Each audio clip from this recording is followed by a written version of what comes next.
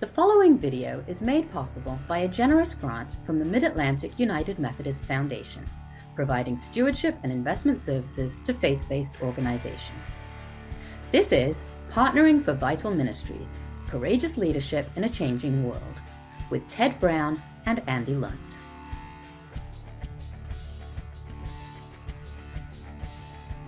Hi, I'm Andy Lunt. And hi, I'm Ted Brown.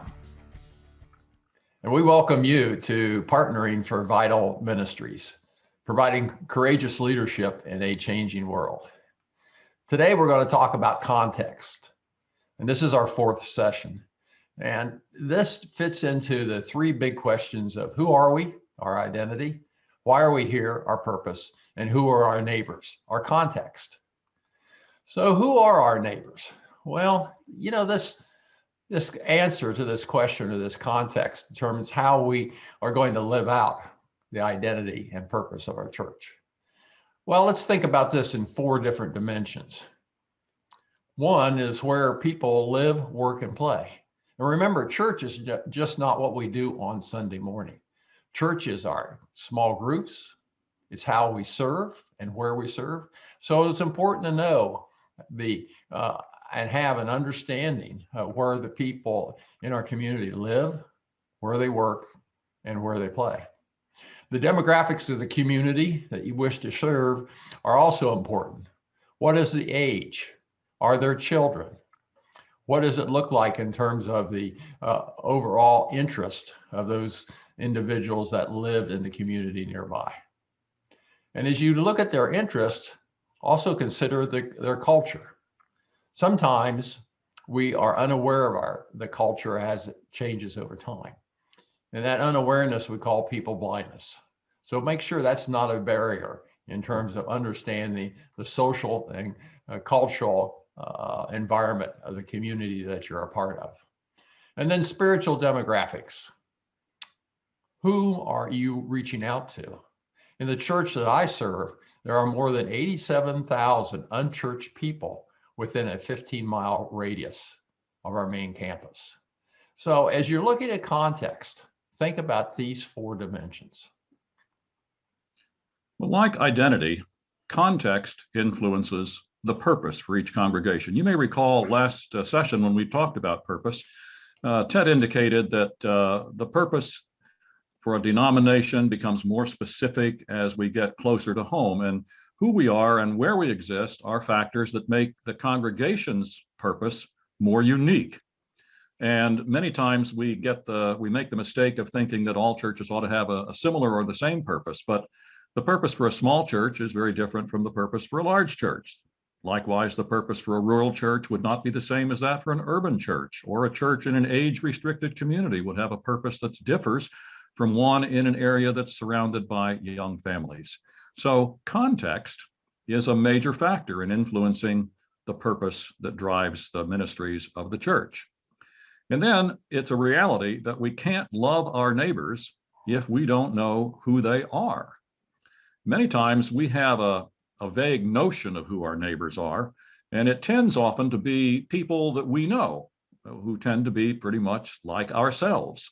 But we really need to dig deeper into the demographics of the community and find out who the people really are. The other thing that I find in churches is that it's really easy to love humanity in general or people who are in need in a far off location. It's a lot more difficult to get to know our neighbors so that we know what they really need and not just what we think would be nice to do, because who they are determines how we love them. And sometimes, you see, we make the mistake of planning to do things for our neighbors that we think would be good, but really don't match the needs that they have. I live in a very affluent community, and it would be easy to miss the fact that we are surrounded by people who every weekend line up in long food lines and have homeless shelters that are turning people away. And when we dig deeply into the community around us, we begin to discover things like that.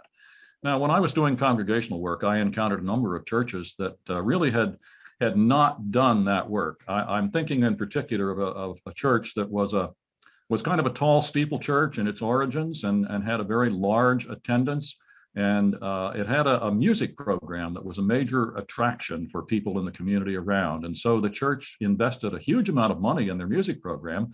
When I started to consult with them, their attendance had dropped into the low hundreds and below 100, but they were still spending more than a half of their budget for music ministry, which was not matching the needs of the community around them.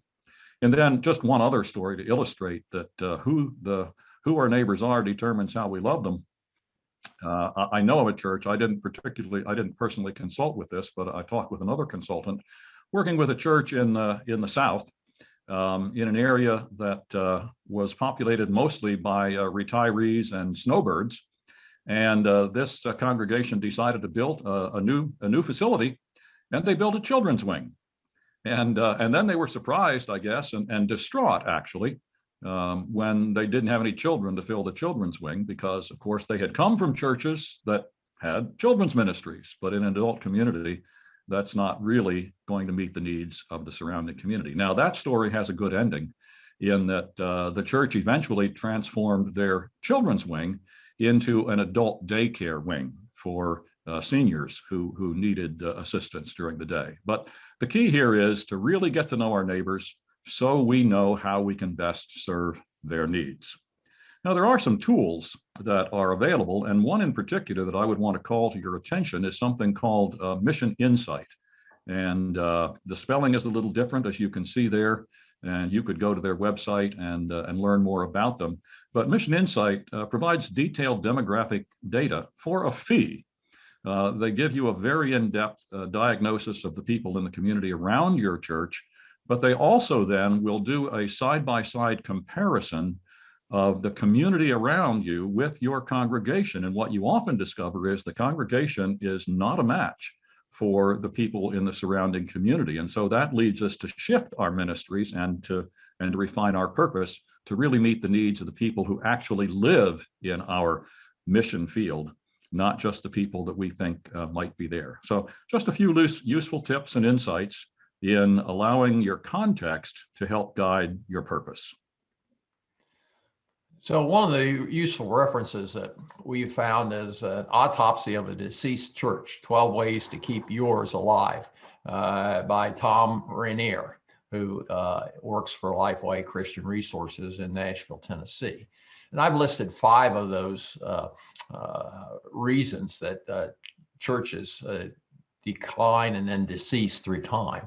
One of them is slow erosion. It's the erosion of people becoming more internally focused through time and not really understanding their community.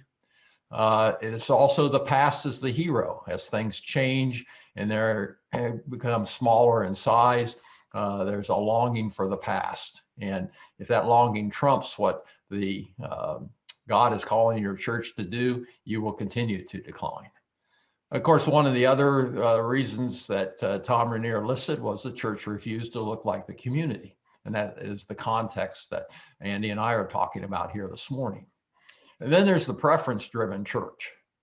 It's the church that does not have an overall purpose. It's the purpose that people should be looking to. And so they end up with micro purposes. The micro purpose might be around the music program. It might be around the church building. It might be around the timing and length of the church services, or those other things that are like the past. So as Tom Rainier looked at this, he really continued to help reinforce the perspectives that Annie and I have put together through time in our experience. So what we'd like you to do, now that we've challenged you with context and we've challenged you with personal purpose, now is the time we'd like you to take a look at what is the purpose of your church and how does it link to your neighbors? In other words, what's the context? And indeed, is this God's calling for your church? So we're going to provide you a worksheet to begin this dialogue. This should be a team dialogue. This should be one of growing with each other and continuing to ask yourselves as leaders of the church the answers to these questions. Again, we're looking for your insights, your comments, and your questions into this concept of partnering for vital ministries. So if you would, please send your notes to the address on this page. And we'd like to close out today again with a thought about leadership. Leaders seek delight in the Lord. And this particular session here speaks particularly to me, and that's why I'm sharing it with you. From Psalms 37, trust in the Lord and do good. Dwell in the land and enjoy safe pasture.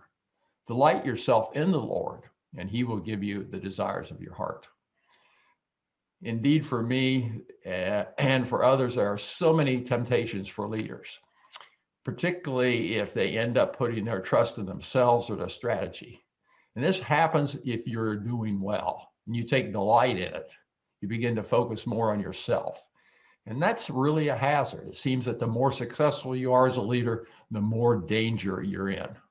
So successful or not, a leader's trust and delight should be placed in the Lord. Once again, Andy and I have enjoyed having you watch this program, and God bless you. God bless you and your ministry. To access additional key resources, including homework assignments, please register for Partnering for Vital Ministries at the Foundation website shown below. You may also contact us through the website for more information about our stewardship and investment services. This has been a production of the Mid-Atlantic United Methodist Foundation.